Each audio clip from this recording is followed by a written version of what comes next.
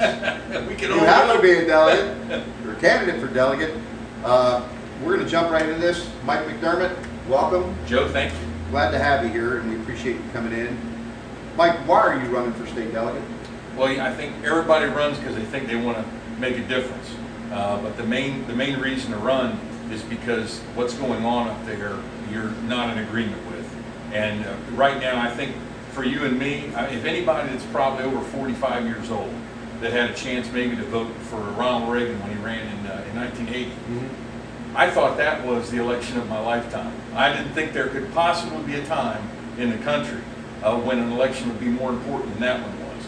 And up until now, that was true. But 2010 is the election of our lifetime. It really is. And I think Maryland is just a microcosm of what's going on all over the country.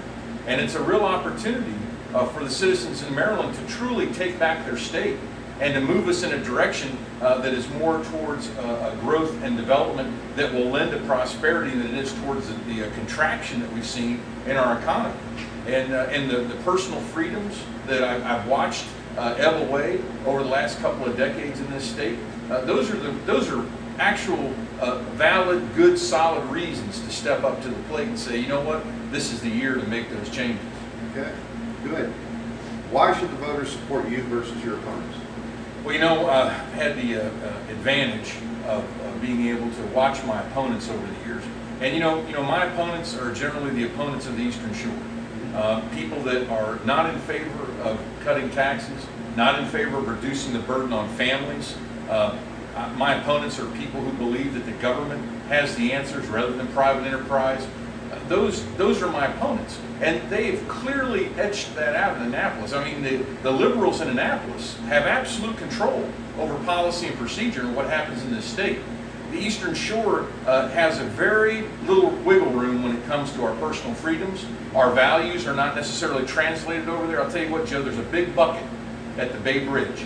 And I believe that that's where a lot of our liberal representatives here on the shore deposit all of their Eastern Shore values, and then they collect them when they come back to the district. Because the voting record in Annapolis is anything but Eastern Shore values. Excellent. Under the current administration, Maryland taxpayers received the largest tax increase in history. How do you believe that the governor and the legislature should attack Maryland's current fiscal situation? Be as specific as you can. Well, you know, it's philosophical. I mean, liberals tend to attack deficits by creating more deficits. They believe that the government has the answers, and therefore they need to go to the taxpayer because that's their static base. They can always come to you and me. They always go to people that they deem as rich. And right now, rich is anybody making over 50 grand in the United States is a rich person. So they come to that group and they say, well, you are the place where we come to get more money. They don't believe, or at least their policies do not adhere to creating more revenue. They never look for a way to create revenue because they're not business minded.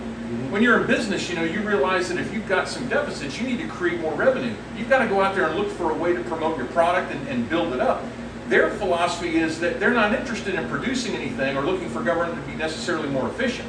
They look for ways just to simply augment what they already have, and they know the taxpayers don't want to do that, but we also know that it's failed. It doesn't work, and that's why we have the deficits in Maryland. That's why we went from a $2 billion surplus under Ehrlich to basically a $2 billion deficit right now. So we have traded philosophies, and by doing so, we've opted for deficit spending. Okay. If elected, will you support the repeal of both the sales tax increase and the so-called millionaires tax? If so, how would you pay for it? I'll tell you what, not only do I support the repeal of it, but see, this is the other thing. They went the wrong direction. You know, if you want to diminish something, if you want to tax, when you tax something, you get less of it. When you regulate things and pour regulations on things, you get less of those things that you're trying to accomplish. The sales tax is a great example. If you want people to prosper business-wise, you need to be competitive. So instead of becoming competitive for us locally, I mean, we know what it's like to live. I'm a border mayor. I live in Pocomoke City. My people will go over to Virginia and spend money over there. Folks up here will go to Delaware and spend money in Delaware. It's like that in Pennsylvania. It's like that in West Virginia. Maryland cannot afford to be less competitive, and yet these taxes make us so. The millionaire tax is another great example. They tax millionaires. thinking statically, looking at a piece of paper and saying we got this many millionaires and this is how much money we'll get if we tax more of them. Not thinking like people who understand business, that they will vote with their feet, they will take their money, and they will go somewhere else and create their wealth somewhere else. And so consequently that's resulted in a deficit in that tax bracket instead of a surplus. And that continues, and how do you pay for that? Our policies, the policies of conservative values that we try and purport those are greater liberty in business, greater liberty in individual lives. Giving people more of their own money, giving businesses more of their own money, allowing them to keep what is theirs translates into a greater economy for us locally. It increases our revenues. The millionaires tax, you know, the adverse is true. If you cut that tax on millionaires, guess what? You get more millionaires wanting to live in Maryland, and they would produce more revenue. So the adverse of what liberal policies do is always true. Ronald Reagan proved that throughout the 1980s and into the 90s. Bill Clinton rested on those laurels, and we had the greatest economy in the world expanding constantly because those policies were followed. Ever since we have adopted these liberal policies, we have been in the tank. Under the current administration, we've seen great effort by the state to force Wycomico County to strip farmers of their property rights by taking away many of their development rights. Do you support this? If not, will you commit, if elected, to support legislation to get the state government out of local planning decisions and, if need be, eliminate the Maryland Department of Planning? Planning and zoning is a local issue. So is the Board of Ed. You know, education is a local issue. These are things that are best done at the local level because the values of the people in that district, they understand how they want to grow. And the state has no business. When you decentralize power, you give more back to the actual people in whom that power really rests. And decentralizing it here in this state, you know, you notice how liberals tend to bring power and consolidate it under one roof. Conservatives tend to push that power back out locally. And that's what we do. That's why our economies grow under conservative values, and that's why these types of policies don't work. We need the local people to weigh in and decide whether or not they want to grow. The residents of Hebron need to decide how they want to grow. The citizens in Wycomico County, farmers need to decide what they want to do with their land and how they want to grow. And if the Department of Planning cannot get out of the way and simply provide support to local entities, then maybe they need to get out of the way. Gotcha. In your opinion, what are the greatest challenges facing the lower shore, and how do you believe you can help solve those problems if elected? It's economics for us. I mean, we look at, we have a poultry industry that's failing, not because the farmers don't know how to raise birds. We've been doing it for decades. It's because the government is not getting out of the way. The Maryland Department of the Environment has taken over what the Maryland Department of Agriculture used to do.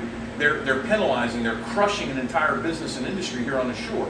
And I say that to praise. It's not all about industry for poultry.